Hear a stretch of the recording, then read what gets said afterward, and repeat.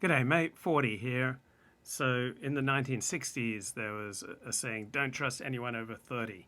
So, there was this youth revolution, and goodness and wisdom was supposed to reside with the youth.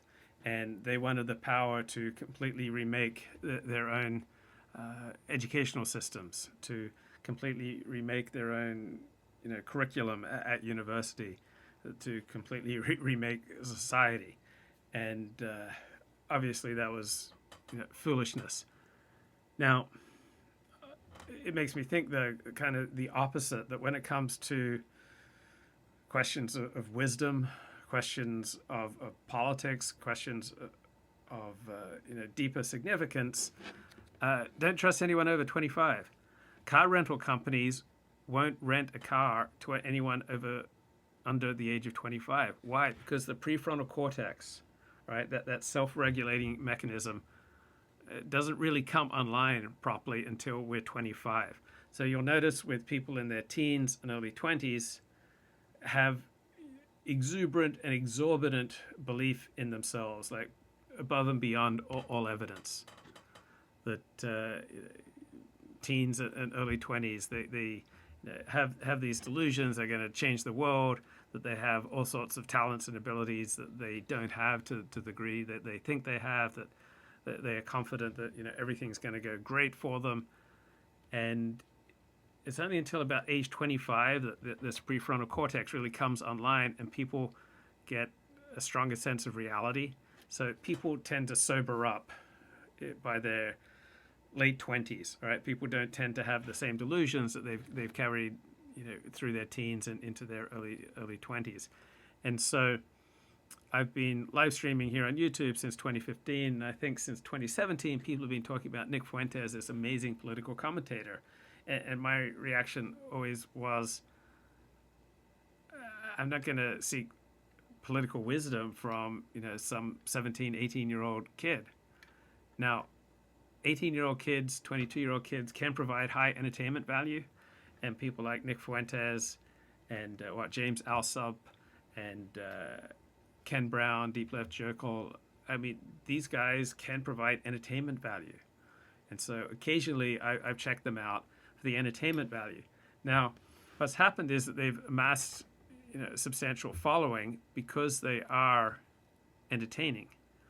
But they've misunderstood that as confirmation of their deep life wisdom. And so with Ken Brown in particular, he's got this delusion that all these people are asking him for life advice. And whenever he talks about what other people are saying to him, at least in his latest video, doesn't correspond to reality. Nobody is saying to him any of the things that he alleges in this video.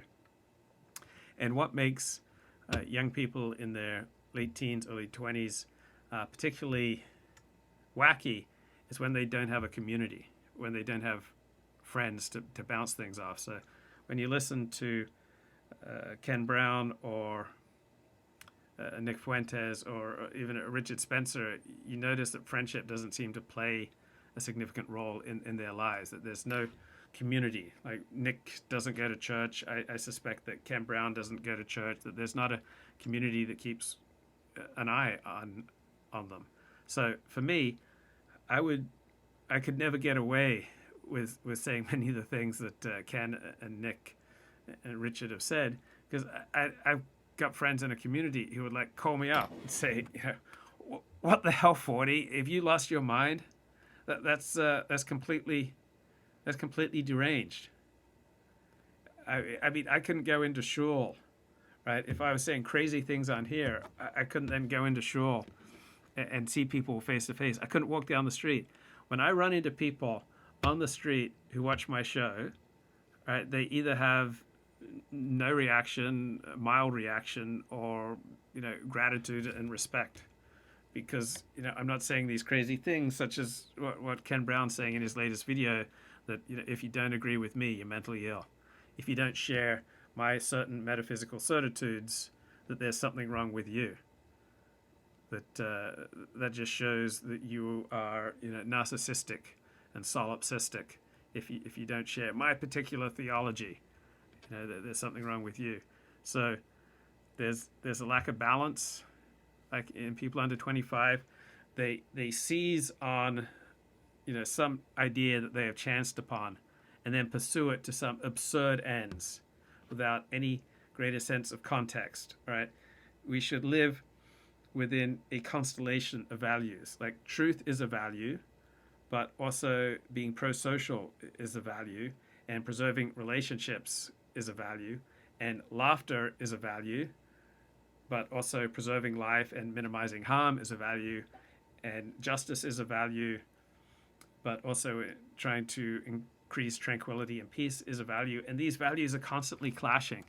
And so what you see with people under 25 is they'll choose one or two good values and then just pursue them to an absurd degree without respect to other values in a normal constellation.